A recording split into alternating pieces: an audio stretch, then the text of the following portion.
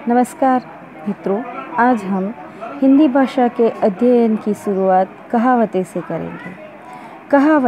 कहावतें यानी कि जो लोगों के साथ जुड़ी हुई एक विशेष उक्ति या कथन होता है।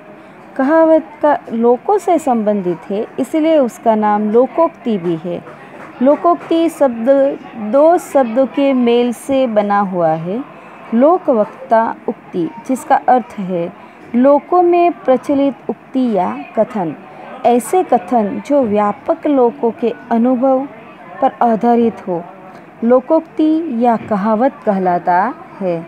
यानी कि परंपरा अनुसार लोगों ने अपने अनुभव से विशेष उक्तियाँ प्रयोजित की है, उसे कहावत कहा जाता है।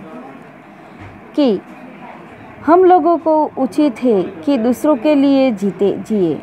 जो तन मन धन से परोपकार करते हैं वे ही धन्य कहलाते हैं।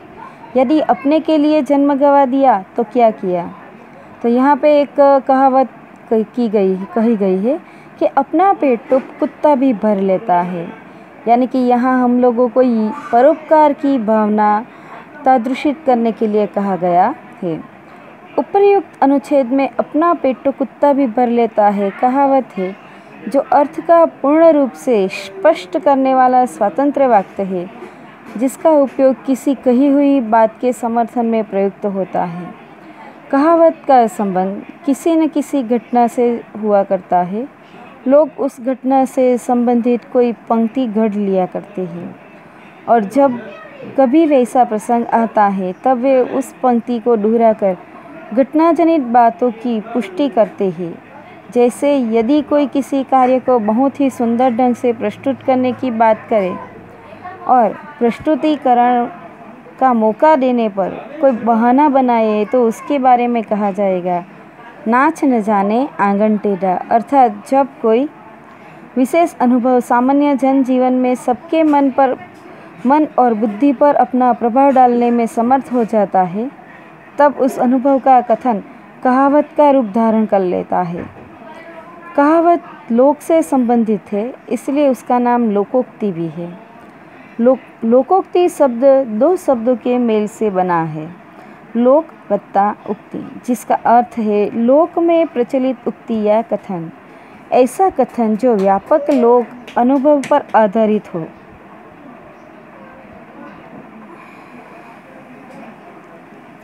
लोकोक्ति या कहावत कहलाता है।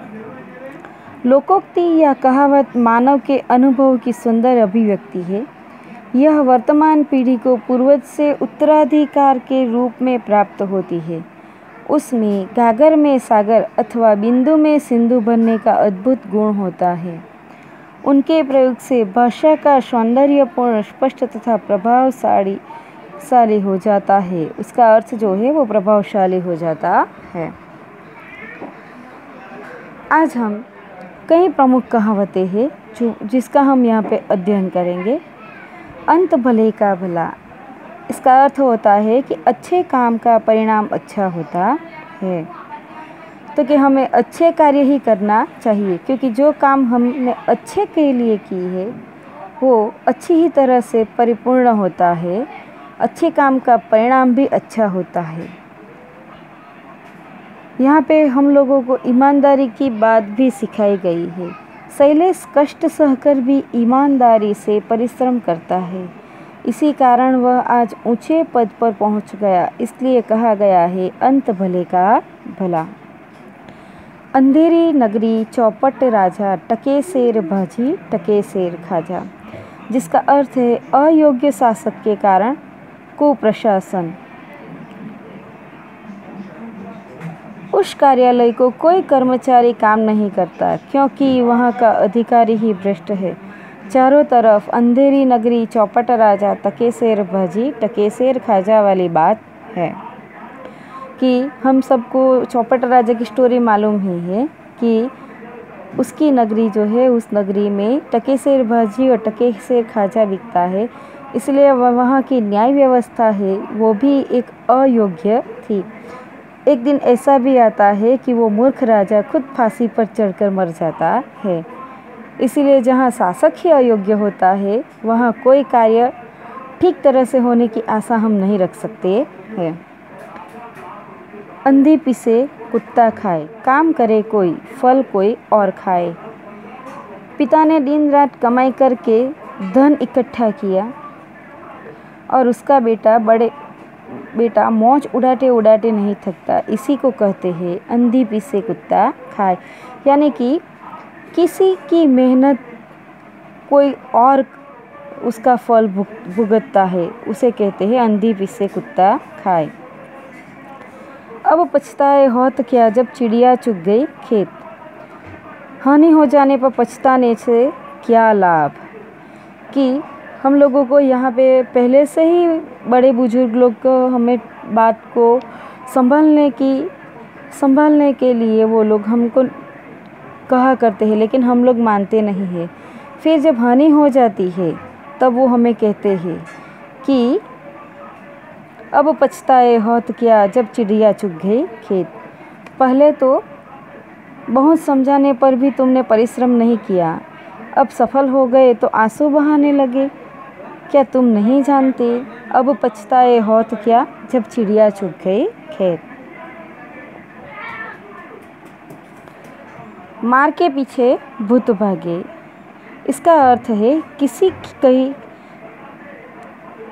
किसी की तरह से समस्या का हल करना, यानी कि किसी भी प्रकार से है समस्या का हल करना। जब समस्या हद से बढ़ जाती है तब सरल उपाय के बजाय कठिन शिक्षात्मक रवैया अपनाना पड़ता है। इसीलिए कहा गया है कि मार के पीछे भूत भागे। आँख का अंधा नाम नयन सुख, गुणों के विरुद्ध नाम होना। कई बार ऐसा होता है कि उनका जो नाम होता है वो नाम से विरुद्ध अर्थ भी पाया जाता है। उसका नाम तो है वीर सिंह, मगर वह रात में चूहे से डर गया। उसे देखकर तो यही कहावत याद आती है कि आँख का अंधा नाम नयन सुख। आए थे हरि भजन को ओटन लगे कपास। अच्छा काम छोड़कर महत्वहीन काम में लग जाना। ये कई बार ऐसा होता है कि हम विशेष काम करने के लिए जाते हैं, लेकिन हम महत्वहीन काम भी करने लगते हैं। आज के बच्चों के लिए ये कहावत बहुत ही अनुरूप होती है कि आए थे हरि भजन को ओटन लगे कपास। तुम्हें छात्रावास में इसलिए भेजा था कि तुम परीक्षा में अव्वल आ सको, पर तुमने तो यहाँ रहकर भी बेकार की बातों में समय बर्बाद करना शुरू किया। इसे कहते हैं आए थे हरि भजन को ओटन लगे कपास। एक पंथ दो काज, एक साधन से दो काम होना। कई बार हम कहते हैं कि एक तीर से दो निशाना, कि एक साथ दो काम कर लेना। इसके लिए कहा जाता है कि एक पंथ दो काज। मैं दिल्ली नौकरी का साक्षात्कार देने के लिए गया था। वहाँ लाल किला आदि भी देखा है। इसे कहते हैं एक पंथ दो काज। कंगाली में आटा गीला, मुसीबत में और मुसीबत आना। व्यापार हेतु कल बैंक से रुपया उधार लिया था, वह भी चोरी हो गया। सच है कंगाली में आटा गीला। આના માટે ગુજરાતીમાં એક કહેવત છે કે અધિકમાં દુષ્કાળ માસ, કે જ્યારે મનુષ્યને મુશ્કેલી આવતી હોય છે ત્યારે બીજી મુશ્કેલી આવીને સામે ઊભી રહી ગઈ હોય છે, તેના માટે હિન્દીમાં આ કહાવત લાગુ પડે છે। कहाँ राजा भोज कहाँ गंगू तेली। दो व्यक्ति की स्थिति में अंतर होना। अगर हम दो व्यक्ति की स्थितियों में अंतर बताते हैं, वहाँ पे यह कहावत लागू होती है। उस साधारण गायिका की तुलना लता मंगेशकर से करना उचित नहीं है। कहाँ राजा भोज कहाँ गंगू तेली। ईश्वर की माया कहीं धूप कहीं छाया, भाग्य की विचित्रता। कि ये जो कहावत है, ये कहावत में ईश्वर को ही परम श्रेष्ठ माना है और हमारे भाग्य में जो है वही हमें मिलता है, और भाग्य की विचित्रता बताई गई है। कुछ लोग दूसरों के लिए मंदिर तथा धर्मशालाएं बनवाते हैं, तथा कुछ लोग अपने एक समय भोजन का भी नहीं जुटा पाते।